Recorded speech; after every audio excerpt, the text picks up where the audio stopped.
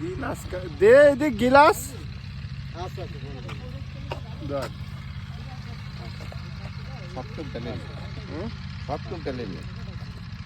কি করছিস?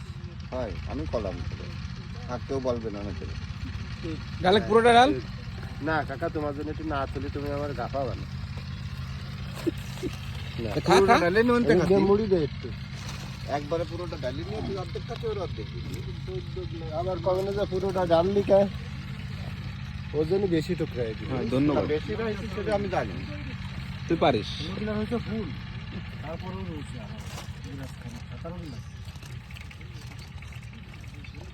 আর খাওয়াম না, 2 গ্লাস খাইছি বেশি যাবে। তবে রস আর একদিন খাতে আসতে হবে। ওই যে কলমটা মাসখানেক পরে হ্যাঁ, মিষ্টি হয়ে যাবে রস। খানিক পরে এসে রস পাবা না কিনা সেটাও একটা বিষয়। সেটাও একটা বিষয় হয়। দেখলো ওই সময় তো রস কমে যাবে, বুঝিস নি? ওই আসতে 3-4 দিন আগের থেকে কয়ে রাখতে হবে। এই সময় কত রসের দাম বেশি। প্রতিদিন তো ব্যবসা। গুড় হবে অল্প।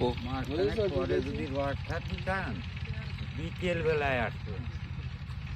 বিকালে না? হ্যাঁ, রাত আমাদের রিয়াজ আছে, ও আমাদের জানাবে কখন আসতে হবে নাকি সন্ধ্যের পরে না। বিকাল বেলা হলেই ব্যাপার আছে কি যে দুপুর বেলা কাটতে গাছ, বিকেলের দিক সন্ধ্যা ঘুরিয়ে গেলে আসবেন, রস খেয়েও তৃপ্তি পাবেন আর আরামও পাবেন। তাই না? ঠিক আছে। সন্ধ্যা রসের উপরে কোনো রস আছে নাকি? তাহলে তাই করতে হবে।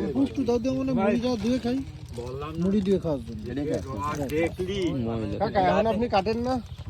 হ্যাঁ, ময়লা আপনার সে বুড়ো বয়সের লোক আমাকে বাড়ি ভাষা একজন কাটে। কাটলি কি 100 বছর ময়লা থাকতে পরে খাই, হ্যাঁ। 3-4 গাছ সে কাটে। 2 কিলো খায় না না মুড়ি লাগবে না, তার থেকে কেটে থেকে দড়াই খুব